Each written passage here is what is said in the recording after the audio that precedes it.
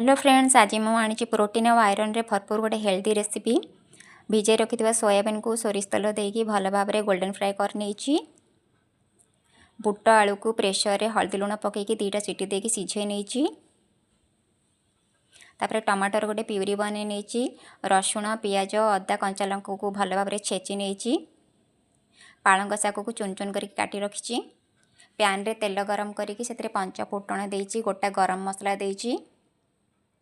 तापर कटा पियाज टमाटो प्यूरी अदा रसुण सब छेचा देकी हल्दी पाउडर जीरा पाउडर चिली पाउडर पकईकि भल भाव में कषिला पर सोयाबीन ऐड करछि। तापर शाग ऐड करके भल भाव में कषि हो गला पर सीझा बुट आलू को देकी भल भाव में गोलेकी से लुण ऐड करछि। तापर गरम पानी ऐड करछि।